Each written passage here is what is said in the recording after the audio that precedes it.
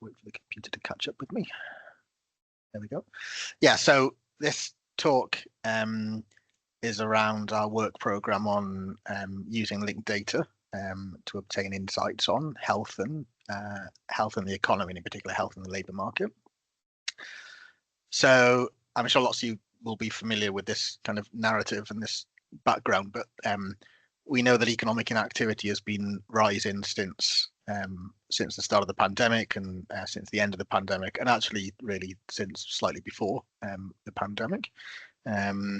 So the estimates I've got on the screen here are from the labour force. The labour force survey. These are slightly out of date now. They go up until the middle of 2024, and lots of you will be aware there was a well-publicised suspension of the LFS due to quality concerns, but the estimates have started to be published again now, and actually the latest picture is not too dissimilar to what we see here. So for the latest estimates, which covers the 3-month period February to April 2025, an estimated 9.2 million people aged 16 to 64 were economically inactive in the UK.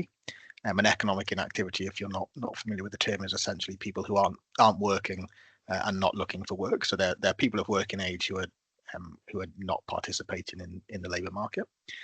So over 9 million people in February to April 2025. That's about 21%, so just over a fifth of the working age population. And of that group of 9.2 million, about 30%, 2.8 million people said that their primary reason for not working and not looking for work was long-term ill health. So there's obviously lots of policy interest from across government, both in the kind of health and economic spaces, around the health conditions that are driving this inactivity and health interventions that might be effective at reducing it. So this is a couple of screenshots taken from fairly recently published government documents. So the one on the left is the current government's plan for change, including 6 missions. So this was published in December last year. The mission I'm showing here is kickstarting economic growth, and the little snippet underneath is an excerpt, which basically makes it explicit that there's the challenge around ill health related inactivity and other barriers to work, as set out in the Get Britain Working white paper. And then on the right, this is an excerpt from the white paper. This was from November last year, and you can see there's a whole chapter here dedicated to health related economic inactivity and how to tackle this. And then just another bit of background. This is a news article from NHS England. This is from December last year. This was on the back of the budget in October, and essentially this is marking the launch of a series of health and growth accelerators by NHS England. This is a series of pilot interventions across 3 areas of England, and the key outcome that's going to be evaluated in these pilots is employment and inactivity. And you can see reference in the last couple of paragraphs there to our ongoing work programme that I'm going to talk about today. And this is talking about our collaboration with NHS England in delivering several bits of analysis around health and the labour market. And NHS England are one of our key stakeholders and collaborators for this work programme, and they basically provide the link between ONS and the OBR and the Treasury, and we're working with them very closely ahead of the forthcoming statement.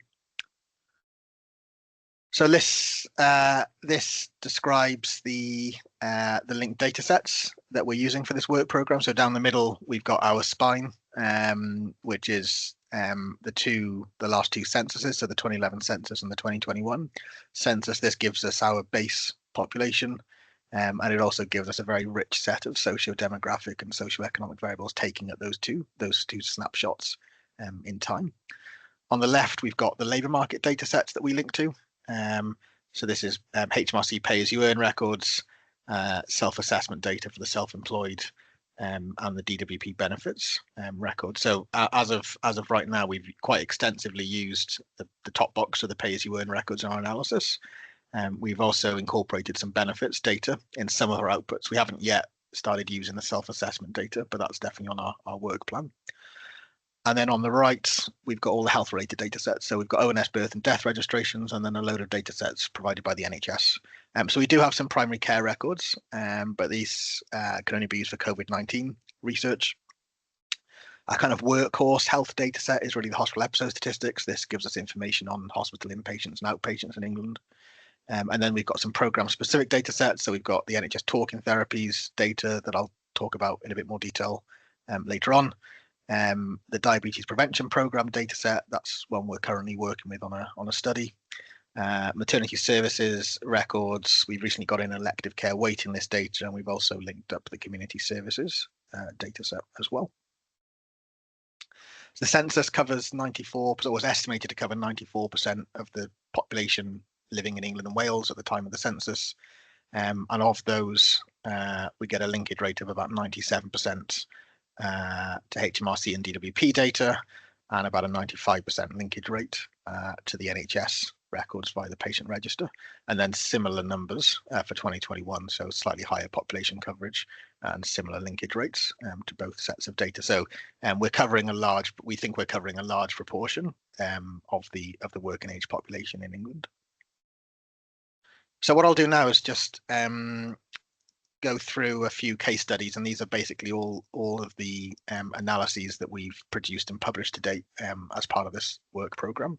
So this first one is on bariatric surgery. This is weight loss surgery, and this was published.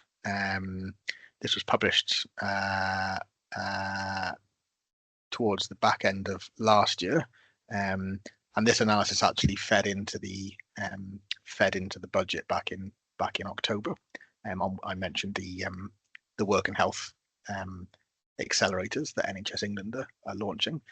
So that spending decision was partly based on the evidence that we provided in this study. So this is a study of about 40,000 individuals with a record of weight loss. So bariatric surgery is a gastric surgery. It's a weight loss surgery. We're looking at people who've had a weight loss surgery recorded in England between April 2014 and December 2022, with with an obesity diagnosis concurrently on their record, and no prior record of this surgery back as far as April 2009. So these are all working age people in England, 40,000 of those, and then about 50,000 people randomly sampled from the general population, age and sex stratified sample to match the sample of people who've had the surgery. And in terms of the methods we're using, I'll just come back to that non-exposed sample in a second. But in terms of the methods we're using fixed effects models. So we set this up as an event study design. We estimate the effects with fixed effects models, and so our treatment effects are within person treatment effects. So we're basically using the same person as their own control before and after surgery, and we're looking to see what the association is between having the surgery and people's pay and employment status before and after the surgery. So a quite powerful design, completely eliminates all sources of time invariant confounding. So anything that doesn't change over time but might be a confounder between whether someone receives the treatment and their labour market position. All of these things, whether measured or not, are all controlled for by this within-person design. The reason we choose the non-exposed sample, they don't actually contribute to the estimate of interest, but what they do allow us to do is to better estimate, independently of the treatment effect, they allow us to better estimate the time varying confounders. And in this case, the key time varying confounders that we account for in the model are calendar time. So essentially, that's reflecting background changes in overall labour market conditions in the economy, and also aging over the time period. Obviously, as people get older, their working situation changes. So let's look at some results. So these are the key results of the study. I'm going to show you a series, actually, the next few case studies I'll show you have all got similar looking graphs. So I'll just go into a bit of detail explaining what these show for this one. So in this analysis, we can see that time 0 is the month where the person received the surgery, and then we've got the next 6 bars are each month following surgery, and then we've broken the time up into 6 monthly intervals, so 6 to 12 months, 12 to 18 months, right up to 60 months, right up to 5 years post-surgery.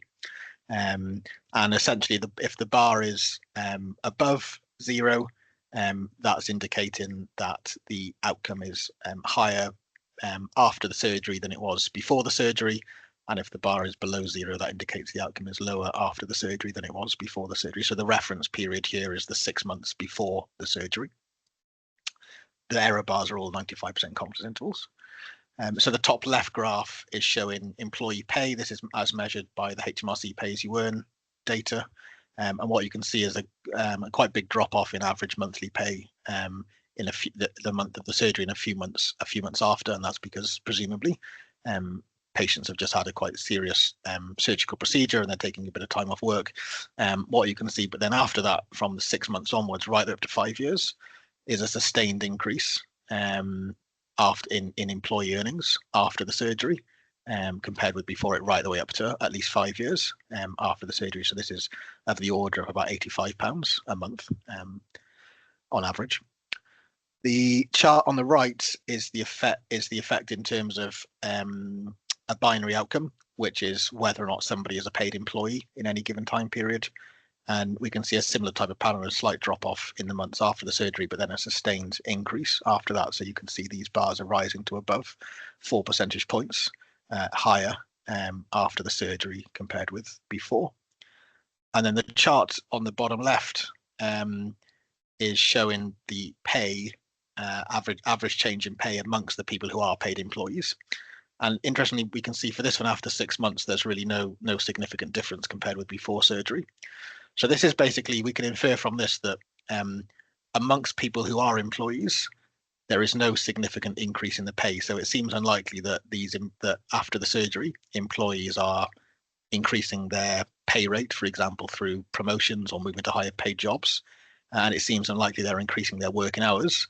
But they are increasing overall earnings, and it's likely that that overall increase in earnings is basically entirely being driven by people moving into work who weren't in work before. We can also use this data to do some economic appraisal. This is just a very simple example of how that could be done. So this is using a 20-year time horizon. After surgery, applying standard social discount rate of 3.5%, and basically we estimate the present value over that 20-year horizon of about £14,000 in earnings per person over the 20 years. The next example is NHS talking therapies. So NHS talking therapies is available in NHS England. It used to be known as IAPT, Improving Access to Psychological Therapies, and it's primarily aimed at, well, it's aimed at adults, and it's primarily aimed at adults largely with common mental health disorders, so things like depression and anxiety disorders. So this study cohort comprises 840,000 people with a referral into the service between 2016 and 2020. They have to have attended at least one therapy session of working age. We also have, unlike the previous study, in this analysis, we also have a kind of natural control group, a natural non-exposed group. And these are people who were referred to the treatment, but either didn't take it up or did take it up but didn't complete it. So you can see of that 840,000 people, about 590,000 were completers, and the other 250,000 were people who didn't complete the treatment. So this is same type of setup, fixed effects regression. I guess this is kind of more analogous to a difference in difference type design, where we've got follow-up before and after treatment for both an exposed group and a non-exposed group. This is the model that we fit. So we have time since therapy. So these are minus times before the month of therapy, positive times afterwards.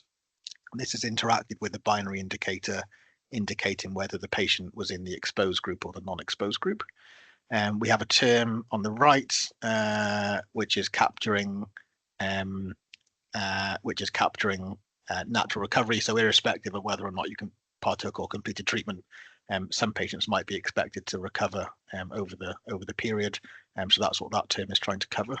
And then we've got, again, time varying effects for age and for calendar time as a proxy for background labour market conditions. And then on the left, the individual fixed effect. So this is capturing, again, within person variation. So these are the, again, similar type of graph to what I just showed. We're actually showing here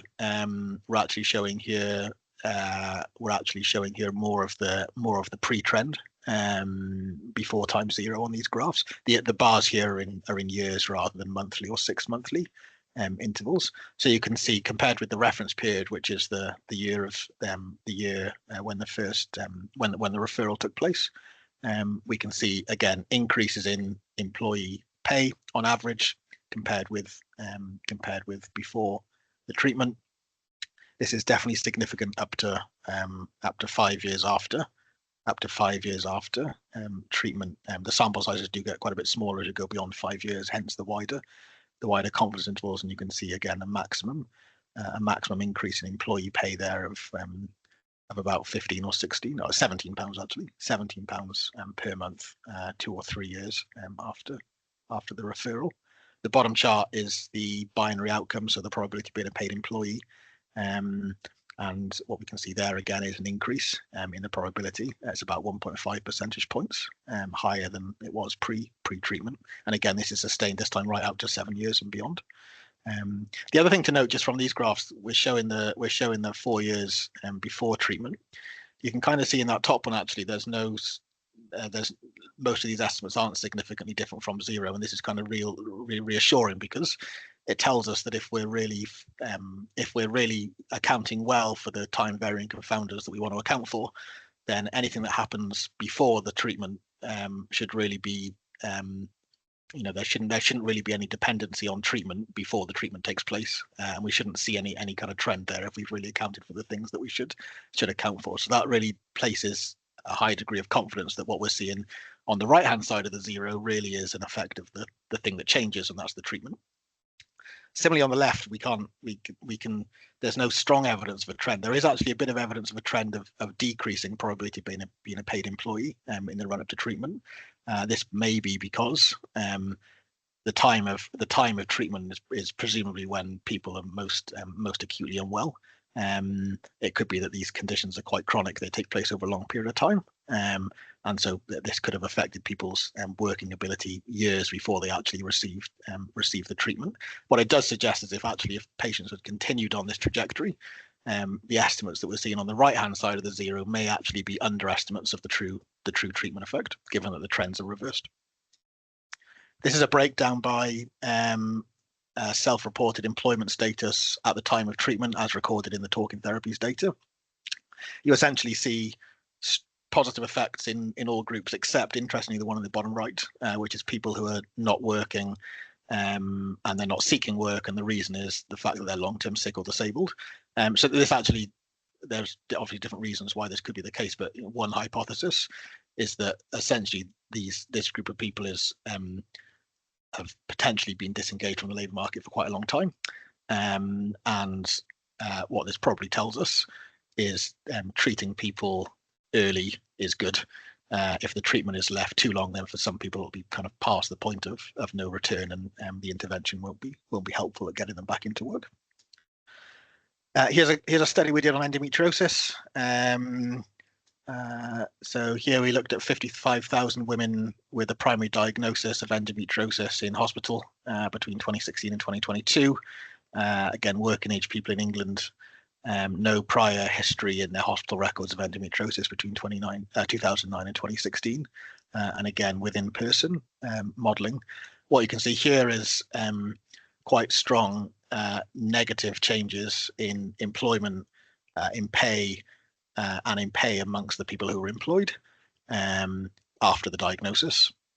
So this is telling us that that we can see, again, close to time zero, so close to the month of the initial hospital contact. Quite a big drop off in pay, but then actually after an initial recovery, a sustained and increasing drop off in pay and employment. following the diagnosis right up to 5 years afterwards. And you can see that the probability of being a paid employee 5 years after the diagnosis is about 2.7 percentage points lower than it was before the diagnosis. This is a more recent one we did on orthopedic surgery. So these are people receiving things like knee surgery or hip surgery. These are all people with a diagnosed musculoskeletal condition.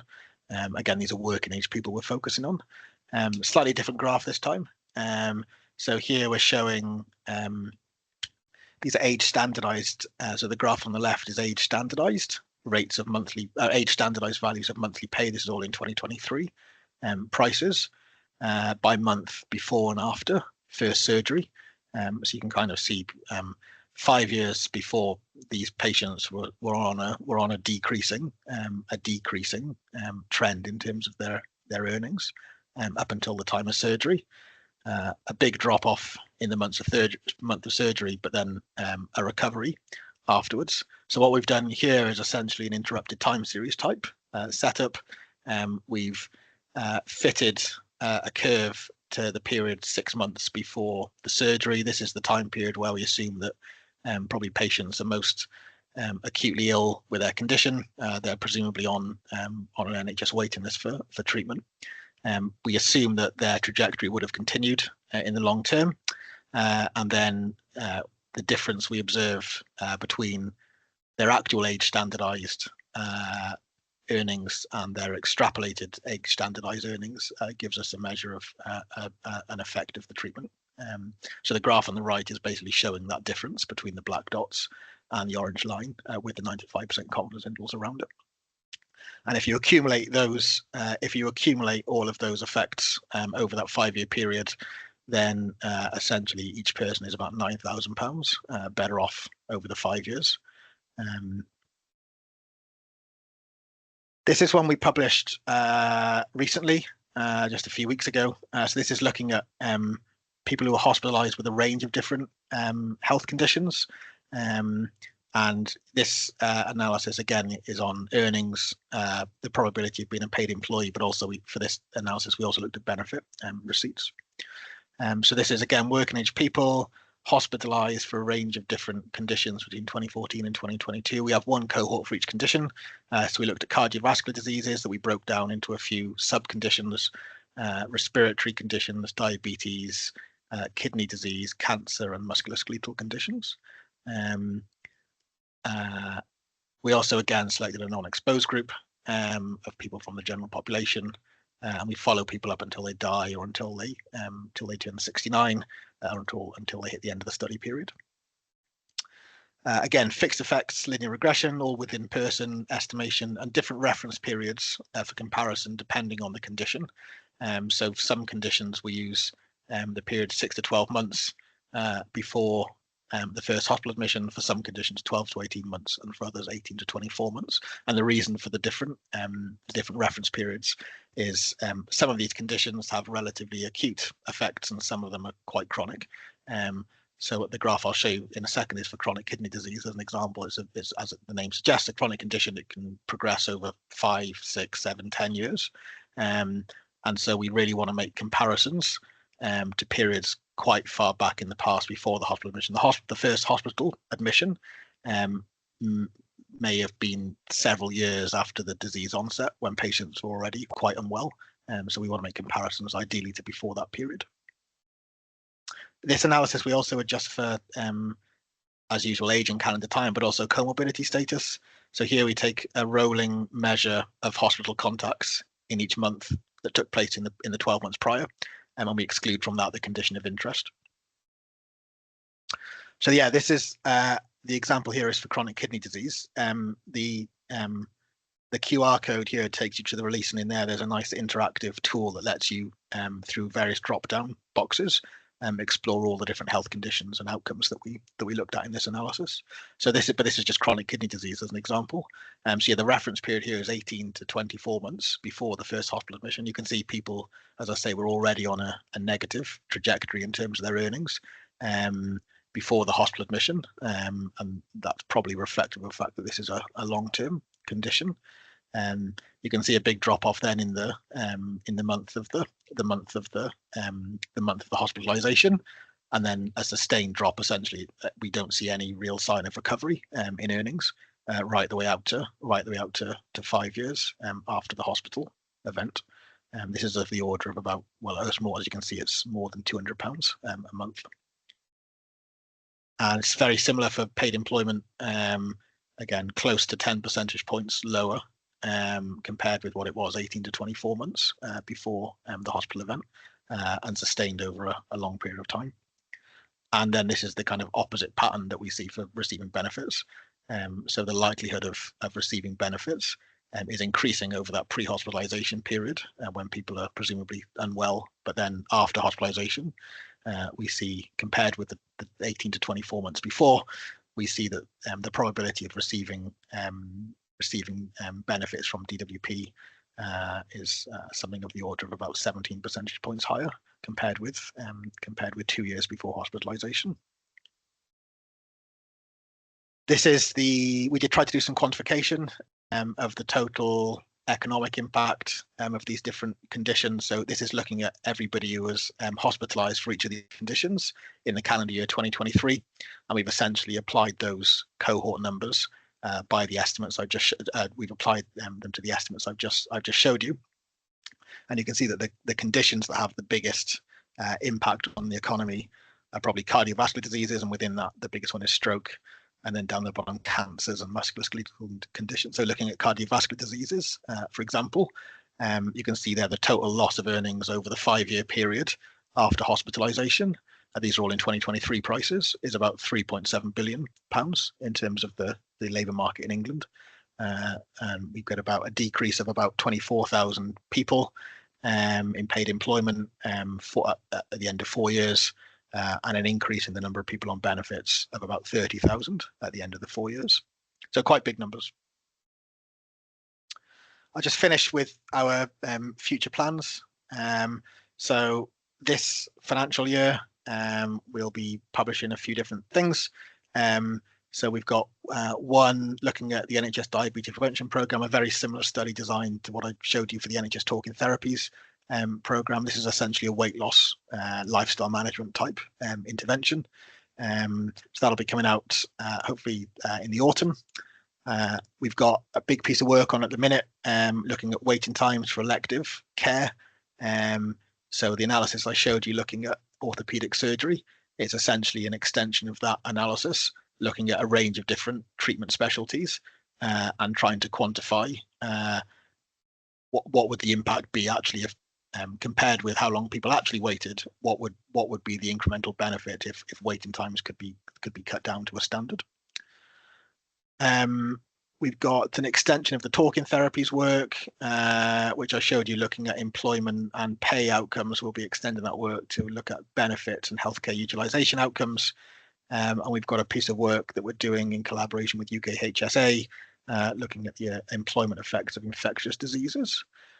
Longer term, so from the next financial year, we're continuing our work on talking therapies. We've got a piece of work which is funded by the NIHR, which is being led by York University, and we're leading one work package in that study, and that's to look at within the talking therapies program, what's the incremental employment benefit of employment advisors within the program overall.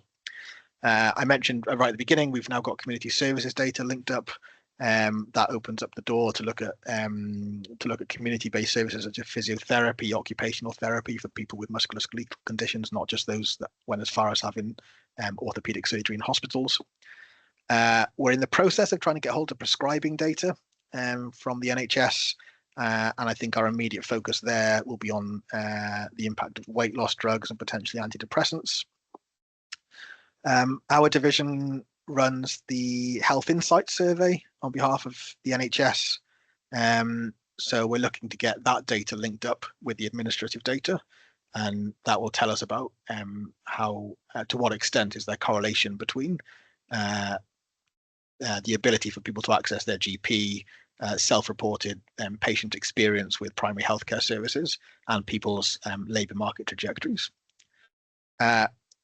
I've mentioned NHS talking therapies quite a bit. Obviously, there's a range of other mental health interventions out there that we could look at, and one of those potentially is individual placement and support, and that's dependent on us obtaining the mental health services data set sometime this year, which we're hoping for. And longer term, our big data gap at the moment, probably in the health space, is probably primary care records. Lots of our work, as you've seen, is done around hospital episode statistics. It would be really, really, really valuable to have primary care records for a range of different reasons. It would give us obviously information on a range of different health interventions. It would give us information on clinical measurements that just aren't captured in hospital records. So things like BMI, for example, it's not captured in the hospital records. So when we do the study of bariatric surgery, we don't actually know patients' BMI. We don't have a kind of control group of other patients with high BMI but who didn't receive the surgery that we can select from. We really need the primary care to do these sorts of comparisons. I think that's it from me. That was a quick